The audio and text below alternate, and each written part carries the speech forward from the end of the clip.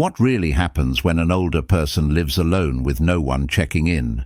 And how can they stay safe? It's not just the loneliness but the quiet risks that build up when no one is there to notice. A slip in the kitchen, a phone that never rings.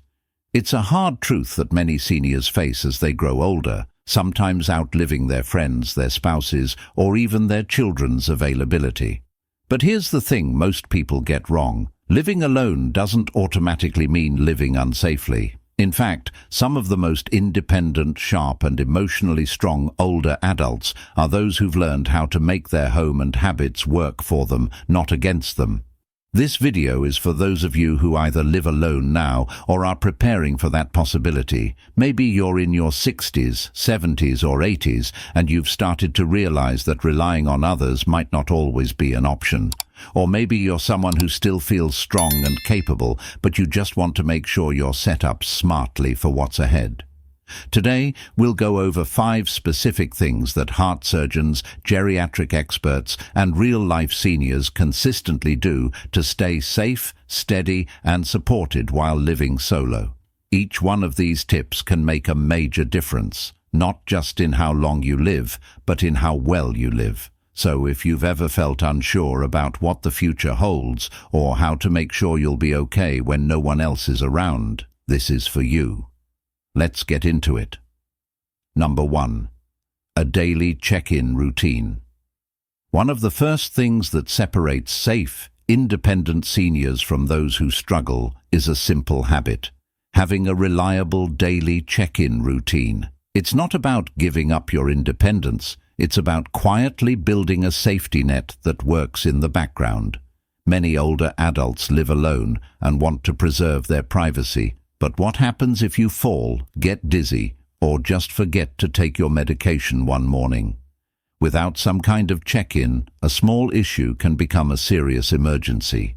Now, this doesn't mean you need someone to come by your house every day. A short phone call, a quick message, or even a visual signal, like opening a curtain at a specific time, can let someone know you're up and active. Some communities even set up buddy systems where neighbors just glance at each other's windows or flags each morning. It takes less than 30 seconds, but it can mean everything. Let me tell you about Harold, an 82-year-old retired school principal who still lives in the same home he's been in for 40 years. He's sharp, strong, and proud, but he also knows that living alone comes with risks. Every morning by 9 a.m., he sends a simple "good morning" text to his niece. If she doesn't hear from him by 10 o'clock, she gives him a call. They rarely need to do anything more, but just knowing someone will check in keeps Harold and his family at ease. There are even services and apps today designed just for this purpose. Some alert a contact if you don't log in or press a button at your usual time. Others pair you with volunteers who check in by phone daily. It's not about over-managing your life. It's about creating a rhythm that quietly supports your safety without taking anything away from your dignity. This small act, setting up a check-in routine, is something anyone can do. It doesn't matter if you're in your 60s, 70s, or even late 80s, and it's not a sign of weakness. It's a sign of wisdom. Because the truth is, strong people don't avoid backup plans. They make sure they have them. Number 2. Fall-proofing your space. Most serious injuries among older adults don't happen outside. They happen right at home. And more often than not, it's not because someone is frail. It's because the space hasn't been updated to match how their body has changed. Your home may be full of memories, but it might also be full of hidden hazards. Rugs that slide, cords that tangle near your feet, chairs that are just a little too low, or light switches that make you stretch and strain. These small things don't seem dangerous until the moment they are. Take Carol, a 77-year-old woman who used to host church gatherings in her cozy living room. She knew the layout like the back of her hand, but one winter evening she stepped on a throw rug that had curled at the edge. She lost her balance and broke her hip. That one fall cost her 5 months of recovery and ended her ability to drive, and all of it happened in less than 3 seconds. Now, fall-proofing isn't just about adding grab bars in the bathroom. It's about creating a space that moves with you, not against you. That means making sure the lighting is soft but strong enough, that your bed isn't too high or low, that walkways are clear, that items you use daily, like dishes, towels, medications, are within easy reach, not tucked away in high shelves or deep drawers. One of the most effective things you can do is take a slow walk through your home as if you were guiding a guest who had trouble walking. What would they trip on? What would make them hesitate? That's what you need to fix. Another overlooked detail? The shoes you wear indoors. Many seniors walk around in socks or slippers with no grip. That's like walking on ice. Invest in house shoes with rubber soles. Your feet and your balance will thank you. And don't forget the bathroom. It's the most common place for serious falls. A non-slip mat inside and outside the tub, a sturdy grab bar near the toilet, and a bath bench for anyone with balance concerns can completely change your safety at home. People sometimes think, I'm still healthy. I don't need all this yet. But fall-proofing isn't something you do after you fall. It's what you do to prevent it from ever happening. If you're still watching this video and finding these insights valuable, please comment number 2 below to let me know you're here. And if you haven't subscribed yet, I recommend you subscribe and turn on the bell so you don't miss any videos. Your support helps us continue creating good content to inform and inspire you. Now, let's move forward. Number 3. Regular health check-ins with yourself. One of the most powerful tools you have when living alone is something no one else can give you, your own awareness. But here's the truth. Most people don't realize they're slipping until it's already happened. It's not just about scheduling doctor appointments or getting your blood pressure checked once a year. It's about learning to listen to your body and track what feels normal for you and what doesn't. This becomes your early warning system, and when you live alone, it's more important than ever. For example, if you start forgetting words more often, suddenly feel off balance, or you're sleeping more than usual and still waking up tired, that's your body's way of asking you to pay attention. These tiny signs are like a whisper, but if ignored, they can become a shout. Bill, 81, used to be sharp as a tack. He lived alone and did fine until one day he forgot to turn the stove off. Then it happened again. Then he left the keys in the freezer. It wasn't until his neighbor noticed the smell of burnt food one evening that someone realized something was wrong. By the time he got help, he'd already slipped into early-stage dementia. A weekly journal or checklist, one where you write how you're feeling physically, mentally, emotionally, could have caught it much earlier. Another area to monitor is your appetite and weight. If you're skipping meals or losing weight without meaning to, that can be a sign of underlying illness or even depression. And because no one else is there daily to notice the changes, it's on you to spot the patterns. Try setting up a simple routine. Every Sunday morning, sit down with a cup of coffee and go through 5 questions. Did I sleep well this week? Did I eat regularly and feel full? Did I have enough energy to do daily tasks? Did anything feel off physically? Pain, dizziness, swelling. Did I feel unusually down or anxious? If any of those answers give you pause, it might be time to talk to your doctor or someone you trust. This habit isn't just about catching illness early, it builds confidence. You feel more in control. You start to trust your instincts. And that's something no nurse, no child, no caretaker can replace. Living alone doesn't mean being unaware, it means being in tune. That's what keeps you safe. That's what gives you power. Number 4. Safe and reachable home design. A lot of people think that living alone as an older adult becomes dangerous because of big, dramatic events. A fire, a robbery, a sudden illness. But what causes the most harm, more often than not, are the little things. A misplaced rug, a drawer that's too high, a slippery floor tile. These things don't just make life harder, They silently chip away at your safety and independence. What makes this especially tricky is that over time, you stop noticing the small inconveniences. That hallway light that flickers, you get used to it. That one step that always creaks or tilts slightly. You learn to adjust your gait, but the problem is your body doesn't always adjust as quickly as your mind does. Let me tell you about Linda. She was 76, lived alone, and prided herself on keeping a tidy house. But she hadn't updated anything in years. One morning she got up to make coffee. Her slippers had no grip, and the corner of a throw rug flipped up just enough to catch her toe. She fell hard. No one found her for hours. That rug, something she saw and walked over every single day, nearly cost her her hip and her independence. So, what can you do? First, simplify. Look around your home with fresh eyes, like a visitor. Are there cords stretched across walkways? Too much furniture in tight spots? Mats or carpets that slide easily? These should all go.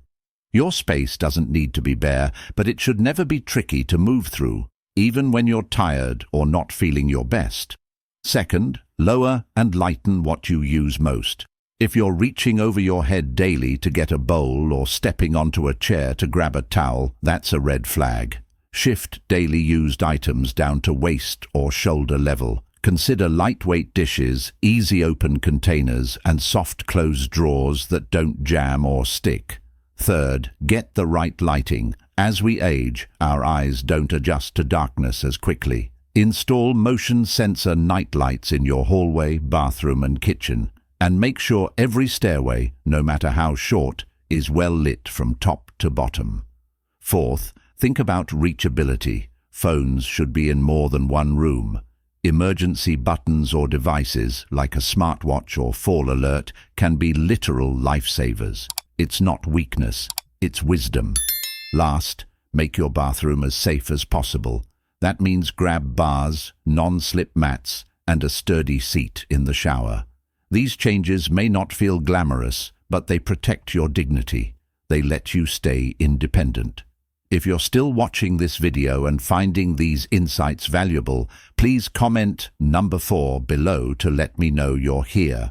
And if you haven't subscribed yet, I recommend you subscribe and turn on the bell so you don't miss any videos.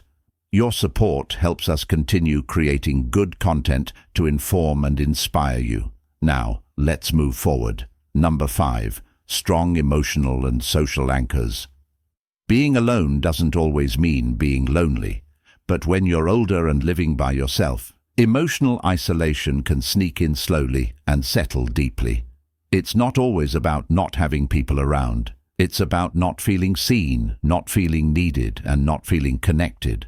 One of the biggest dangers of growing older alone is losing your sense of purpose. You might go from a life filled with responsibilities, jobs, raising kids, community roles, to quiet days with long silences and no one to check in on you. And while some solitude is peaceful, too much of it can lead to emotional numbness, depression, or even memory problems. I remember a man named Gerald, 82, who lived alone after his wife passed. He still cooked, walked to the park, even did his own shopping, but inside he felt invisible. He told me once, I could disappear for a week and nobody would know. That sentence stuck with me because, for many older folks, that's not just a feeling, it's the truth. The good news? Emotional and social anchors can be rebuilt. And no, it's not about suddenly becoming an extrovert or joining every club in town. It's about finding small, meaningful threads to keep you woven into the world. Start with regular check-ins. Whether it's a weekly phone call with a niece or a daily chat with a neighbor, put these into your routine like a vitamin. They don't have to be deep or long, just consistent. Consider volunteering, even from home. Reading stories to kids over video chat, knitting for local shelters, or helping answer community questions online. Feeling useful is a powerful medicine. If mobility is an issue, explore online communities. There are entire forums, Facebook groups, and Zoom meetups for everything from classic movies to gardening tips. And yes, many are tailored to older adults. Another often overlooked solution: having a pet. For many older people, a calm dog or cat brings comfort, routine, and even reasons to stay active. Studies show that even watching fish swim in a tank can reduce blood pressure and ease anxiety. Lastly, get to know your local senior centre or community programs. Many offer rides, social events, and meal deliveries, and often the biggest gift is the human contact that comes with them. You don't have to show up smiling and talkative every day. Just being there opens the door to connection. Loneliness isn't just a feeling, it's a health risk. But the remedy doesn't always require more people. It starts with more connection, more consistency, and more small ways to feel seen. Number 6. Emergency-ready mindset and systems. When you're living alone as an older adult, it's not just about daily comfort. It's about being ready when something goes wrong. A slip in the bathroom, a sudden chest pain, a power outage in the middle of winter. What separates a small scare from a life-threatening crisis often comes down to one thing: preparation. Older folks who live safely alone tend to have what I call an emergency-ready mindset. It doesn't mean living in fear. It means thinking ahead, staying a step ahead, and building little safety nets around your life so that help is never too far away. Let's start with the basics. A simple fall can have devastating consequences. Broken hips, head injuries, hours or even days without help. That's why fall prevention is everything. Non-slip mats in the bathroom, grab bars near the toilet and shower, well-lit hallways, furniture placed with walking paths in mind. These might sound like small things, but they could be the difference between walking freely and lying helpless for hours. Medical alert systems. This is something too many people delay, thinking, "I don't need that yet." But these devices have come a long way. Some look like watches, some detect falls automatically, even if you can't press a button. And the truth is, having one doesn't mean you're fragile. It means you're wise enough to plan for surprises. Another key part: having a list of emergency contacts printed, not just on your phone. Names, numbers, medications, allergies, your primary doctor. Keep a copy on your fridge. Emergency responders look there first. It could speak for you when you can't. Then there's food and water. Every home should have a few days' supply of non-perishable food and bottled water. Not for doomsday, but for that snowstorm, or if you're too sick to go out. Add a small flashlight, batteries, a backup phone charger, and you've got the makings of a simple emergency kit. But the most powerful tool you have? A trusted neighbor. One person you can call, one person who can check on you. You don't need to become best friends. You just need a simple agreement. If you don't see me for a couple of days, knock. Or, can we check in once a week, just in case? And lastly, mindset.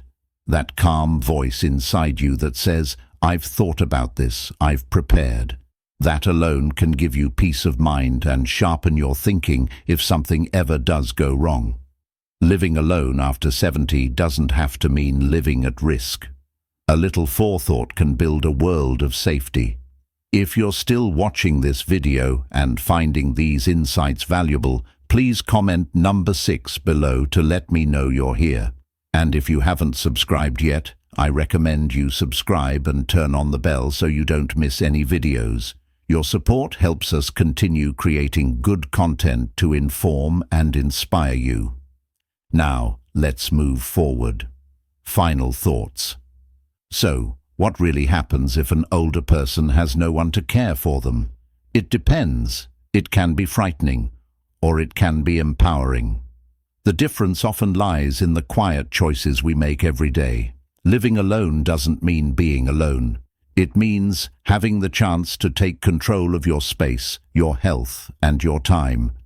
With the right habits, like staying socially connected, keeping your body strong, making your home safer, preparing meals that nourish you, and having systems in place for emergencies, you can create a life that's not just manageable, but deeply satisfying.